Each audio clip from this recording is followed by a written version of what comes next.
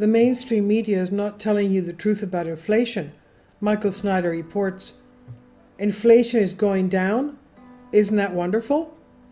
When many less educated Americans hear this news, they'll think that prices are going down, but that's not true at all.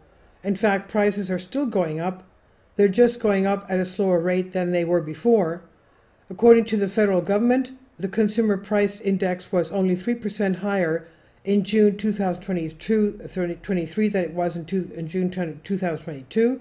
That sounds like pretty good news, but it's imperative to realize that the formula used for the consumer price index has literally been changed dozens of times over the decades.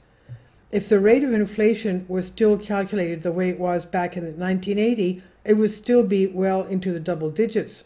So we should be thankful that prices have moderated a bit for now, but anyone that believes that inflation is under control is just being delusional.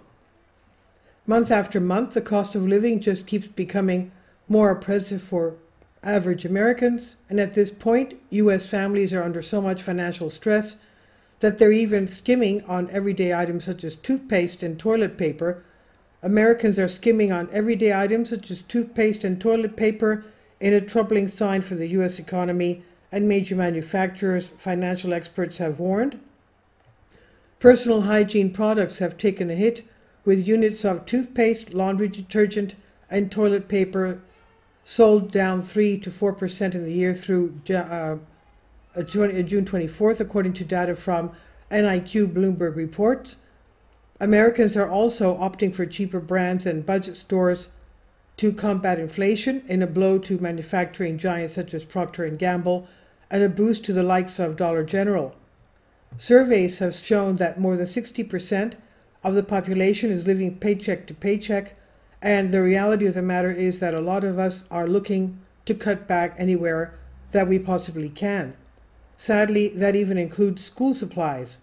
According to Zero Hedge, it's being projected that back-to-school spending will decline for the first time in 9 years. According to the Deloitte survey released on Wednesday, back-to-school BETS spending, the second largest spending event for families after the holiday season, is anticipated to decline for the first time in 9 years. The survey's findings indicate that consumers are struggling amid the 2-year inflation storm, raising concerns about the success of Bidenomics. Inflation has been eroding our standard of living for decades, and now we're at a point where tens of millions of Americans are just barely scraping by from month to month. Once upon a time, anyone with a middle-class income could afford to buy or rent a decent home or apartment, but now it takes more than a middle-class income to even rent a glorified dungeon in New York City. A tiny, disused space, which has been turned into a $2,300 a month apartment, has been dubbed as nothing more than a glorified dungeon. Popular TikTok account New York City Sales and Rentals took to the video sharing platform to showcase the bizarre setup. It revealed how the unusual apartment in Central Harlem could be found at the back of a lobby, hidden behind the laundry room. When I see stuff like that, it makes me very angry.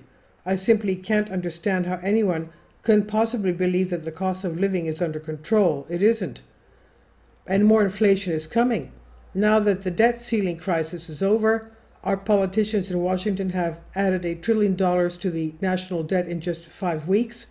It looks like the Biden-McCarthy Fiscal Responsibility Act of 2023 will rival the Inflation Reduction Act, Green New Deal, in its Orwellian meaning and outcome.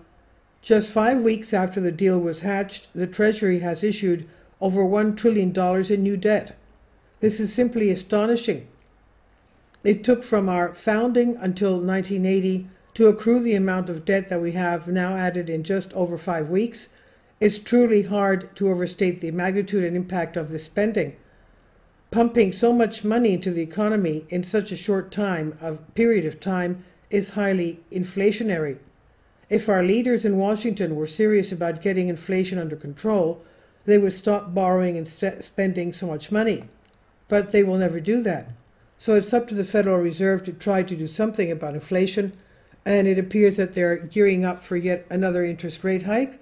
And despite the slowdown in inflation, policymakers are widely expected to approve another quarter percentage point hike at the conclusion of their two-day meeting. An overwhelming percentage of traders, more than 92%, anticipate the Fed will lift interest rates again at the end of the month. Reading that makes me want to tear my hair out, as U.S. home values have already fallen by more than $100 billion as the housing bubble bursts, and the commercial real estate market is coming apart like a $20 suit. As a result, small and mid-sized banks all over the country are experiencing great pain, and loan losses are rising at very frightening pace. The major U.S. banks are set to report the biggest jump in loan losses since COVID-19 pandemic, as rising interest rates put mounting pressure on borrowers across the country. There's no way in the world that the Federal Reserve should be thinking about raising interest rates even higher, but they're going to do it anyway. Sometimes I feel like I'm banging my head into a brick wall. No matter how much we may object, our leaders just keep making incredibly foolish decisions after incredibly foolish decision. And it's not just the economy. Decades of incredibly foolish decisions in all areas have literally brought us to the brink of national suicide. So please don't be fooled when the mainstream media tells you that inflation is under control and that the outlook for the economy is improving. The truth is that our long-term problems continue to escalate, and everything that those in power do to fix things up just makes matters even worse. This is by Michael Snyder. This is about the author. My name is Michael. My brand new book entitled End Times is now available on Amazon. In addition to my new book, I have written 6 other books that are available on Amazon, including 7-Year Apocalypse, Lost Prophecies of the Future of America, The Beginning of the End, and Living a Life That Really Matters, commissions earned. When you purchase any of these books, you help to support the work that I'm doing. And one way that you can really help is by sending copies as gifts to family and friends. Time is short, and I need help getting these warnings into the hands of as many people as possible. I have also started a brand new Substack newsletter, and I encourage you to subscribe so that you won't miss any of my articles.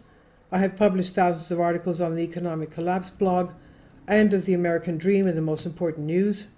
And the articles that I publish on those sites are republished on dozens of other prominent websites all over the world.